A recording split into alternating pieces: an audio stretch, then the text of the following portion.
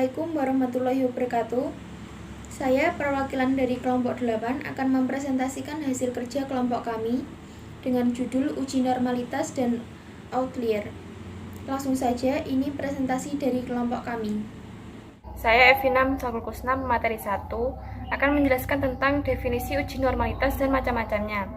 Uji normalitas adalah sebuah uji yang dilakukan dengan tujuan untuk menilai sebaran data pada sebuah kelompok data atau variabel. Apakah sebaran data tersebut berdistribusi normal atau tidak? Berdasarkan pengalaman empiris beberapa pakar statistik, data yang banyaknya lebih dari 30 angka, maka sudah dapat diasumsikan berdistribusi normal. Biasanya dikatakan sebagai sampel besar. Namun untuk memberikan kepastian data yang dimiliki berdistribusi normal atau tidak, sebaiknya digunakan uji normalitas. Macam-macamnya. A. Uji grafik. Data dinyatakan berdistribusi normal apabila sebaran titik-titik berada di sekitar garis dan mengikuti garis diagonal, maka nilai tersebut normal. B. Chi-square. Untuk uji goodness of distribusi normal menggunakan pendekatan penjumlahan penyimpanan data observasi tiap kelas dengan nilai yang diharapkan. Persyaratan ini yaitu data tersusun berkelompok atau dikelompokkan dalam tabel distribusi frekuensi, cocok untuk data dengan banyaknya angka besar. C. Kolmogorov-Smirnov. Metode ini tidak jauh beda dengan metode Lilliefors. Langkah-langkah penyelesaian dan penggunaan rumus sama, namun pada signifikasi yang berbeda. Signifikasi metode Kolmogorov-Smirnov menggunakan tabel pembanding Kolmogorov-Smirnov, sedangkan metode Lilliefors menggunakan tabel pembanding metode Lilliefors. D. Lilliefors. Metode ini menggunakan data dasar yang belum diolah data dalam tabel distribusi frekuensi. Data ditransformasikan dalam nilai Z untuk dapat dihitung luasan kurva normal sebagai probabilitas kumulatif normal. E. Shapiro-Wilk. Metode ini menggunakan data dasar yang belum diolah dalam tabel distribusi frekuensi. Data diurutkan kemudian dibagi dalam dua kelompok untuk dikonversi dalam Shapiro-Wilk. Perkenalkan, nama saya Hendra Aryanugroho. Saya akan menjelaskan materi mengenai definisi outlier univariat dan outlier multivariat. Data outlier disebut juga dengan data pecilan. Pengertian dari outlier adalah data observasi yang muncul dengan nilai-nilai ekstrim, baik secara univariat ataupun multivariat.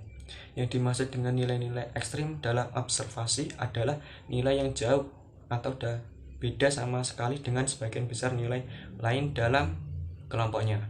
Misalkan nilai ujian siswa dalam satu kelas yang berjumlah 40 siswa. Sebanyak 30 siswa 9 siswa mendapatkan nilai ujian dalam kisaran 70-80. Kemudian ada satu siswa yang nilainya sangat melenceng dari lainnya, yaitu mendapatkan nilai 30.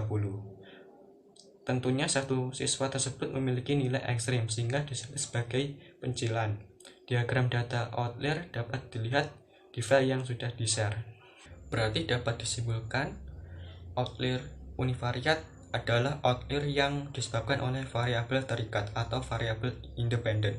Dapat diartikan yaitu apabila variabel independen terdapat outlier, maka besar kemungkinan akan terjadi outlier univariat.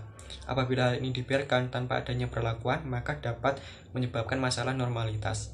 Residual apabila regresi linear, dan tentunya nilai R dan R square akan menjadi bias.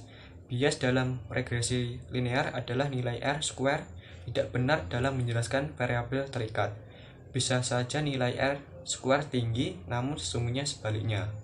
Sedangkan outlier multivariat apabila yang dimaksud adalah outlier yang disebabkan oleh sekumpulan variabel bebas atau variabel independen. Apabila satu atau beberapa variabel bebas terdapat nilai-nilai ekstrim, maka ada kemungkinan bisa terjadi outlier multivariat. Saya, Novita Putri Ramdhani, akan menjelaskan tentang cara mengatasi data tidak normal dengan membuang outlier. Ketika kita hendak melakukan analisis statistik parametrik, seperti melakukan uji korelasi produk momen, salah satu asumsi yang harus dipenuhi adalah distribusi data kita normal. Oleh karena itu, sebelum melakukan analisis statistik parametrik, terlebih dahulu kita harus melihat apakah data kita berdistribusi normal atau tidak. Contoh kali ini, kita akan menggunakan uji Kolmogorov-Smirnov. Uji normalitas dengan Kolmogorov-Smirnov dilakukan dengan membandingkan distribusi empirik data kita dengan distribusi normal yang diharapkan. Karena merupakan uji beda, maka nilai P yang diharapkan adalah yang tidak signifikan, yakni P lebih besar 0,05. Hal ini menunjukkan bahwa tidak ada perbedaan antara kedua distribusi itu, yang berarti distribusi data empirik kita adalah normal.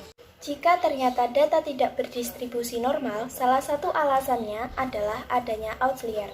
Maka salah satu caranya agar data bisa berdistribusi normal adalah dengan membuang data outlier. Untuk melihat data outlier, kita dapat melakukannya di output kita pada bagian block spot. Jika data berada di atas kotak, menunjukkan data ekstrem tinggi, sedangkan jika berada di bawah kotak, menunjukkan data ekstrem rendah. Semakin jauh dari kotak, semakin ekstrem data tersebut. Cara untuk menghapus data subjek atau data outlier yaitu dengan klik kanan pada nomor subjek, lalu pilih clear. Jika outlier tersebut telah kita hapus, maka kita uji kembali normalitas data kita. Pertama, kita buka program SPSS, lalu kita klik variable view. Selanjutnya, untuk bagian name baris pertama, kita isi dengan huruf X.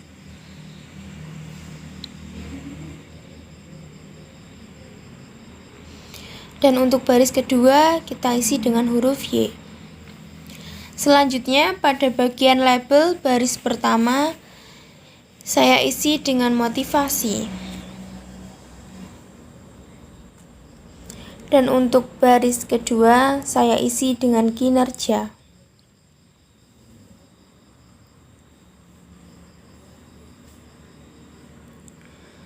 Selanjutnya, kita klik data view.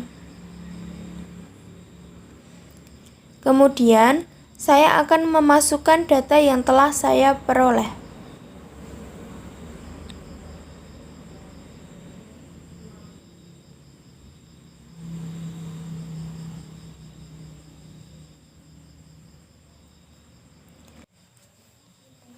Langkah selanjutnya adalah pembuatan variabel unstandardized residual.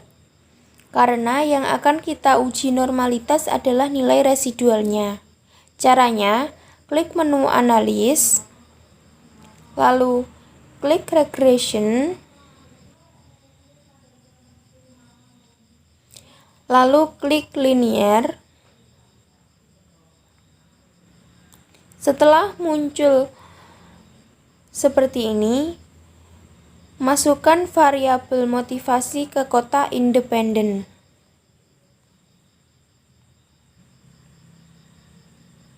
Lalu masukkan variabel kinerja ke kotak dependen. Kemudian kita klik save. Lalu pilih unstandardized residual dengan memberi centang. Kemudian klik continue, lalu klik OK. Setelah muncul tampilan seperti ini, kita kembali ke data SPSS. Kemudian muncul variabel baru bernama res1. Kemudian langkah selanjutnya klik analis, lalu klik non-parametric test,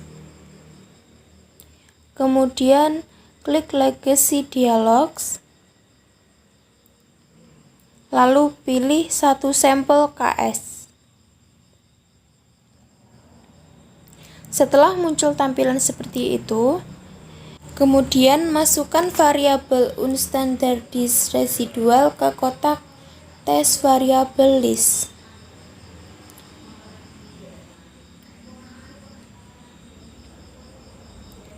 Lalu, di pilihan test distribution, bagian normal diberi centang.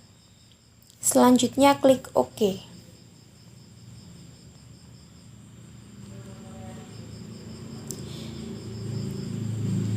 berdasarkan hasil uji normalitas diketahui nilai signifikansi adalah 0,097 lebih dari 0,05, maka dapat disimpulkan bahwa nilai residual berdistribusi normal. Sekian presentasi dari kelompok kami. Kurang lebihnya kami mohon maaf. Wassalamualaikum warahmatullahi wabarakatuh.